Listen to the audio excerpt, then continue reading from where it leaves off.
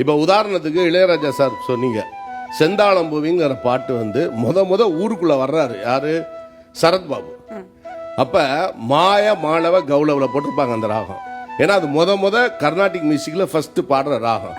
அது காலையில் பாடுகிற ராகம், ஆண்பால் ராகம். அதை போட்டார் அவரு. அதே தான் ஆலயமணியில கல்லெல்லாம் மாணிக்கத்துக்கு அதை போட்டாங்க.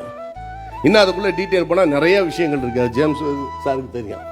எனவே எந்த காலகட்டத்திலும் மனிதனுடைய உணர்வுகளை தடவி கொடுக்கிற மாதிரியும் ஆறுதல் கொடுக்கிற மாதிரியும் வழிகாட்டுற மாதிரியும் லைன்ஸ் இருந்தா, அது ராகங்கள் இருந்தா, அது கண்டிப்பா அந்த பாட்டு எந்த காலத்திலும் கேட்கப்படும். இதுதான் உண்மையான விஷயம். அதான் கௌரி மனோரி ராகம் போட்டார் மாமா இதுல திருவிளையாடல. அது வந்து கம்பீர ராகம், இரவு நேரத்தில் பாடுகின்ற ராகம், கர்வத்தை அடக்குகின்ற ராகம். ஏன்னா அந்த இடத்துல வந்து பாலமுரளி கிருஷ்ணா ஆண்டு ராகத்துல ராகமாலிகை போட்டார், ஒரு நாள் போதுமா.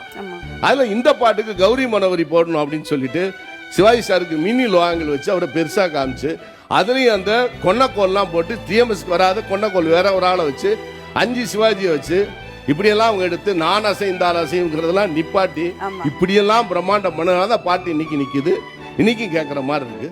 அன்னைக்கு எழுதும் போது கண்ணதாசன் சாரோ கே மகாதேவனோ அந்த ராகம் அதுக்குரியது. அதே மாதிரி தான் இப்ப தேவா சார் போட்டது இந்த பாட்டு சகனா ராகம், ருக்கு ருக்கு ருக்குங்கிற பாட்டு சகனா ராகம், ஆண்பால் ராகம். ஏன்னா அது வந்து கமலஹாசன் சார் வந்து ஆண் வேஷம் போட்டிருக்காரு, பெண் வேஷம் போட்டிருக்காரு.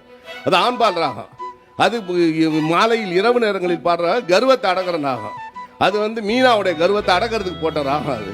அப்ப ருக்கு ருக்கு ருக்குங்கிற இது வந்து எங்க இருந்து எடுத்தாங்கன்னா, எங்கோ பிறந்தவராம் எங்கோ வளர்ந்தவராம் ராம் ராம்னு சொல்லி பொம்மை படத்துல எஸ் பாலச்சந்தர் போட்டது.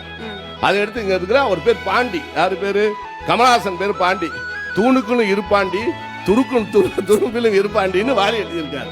இப்படியெல்லாம் இருந்ததுனாலதான் அந்த சாங் இன்னைக்கு வரைக்கும் நிக்குது. இப்படி பாட்டு பாட்டு எடுங்க இன்னைக்கு வரைக்கும் நிற்கும்.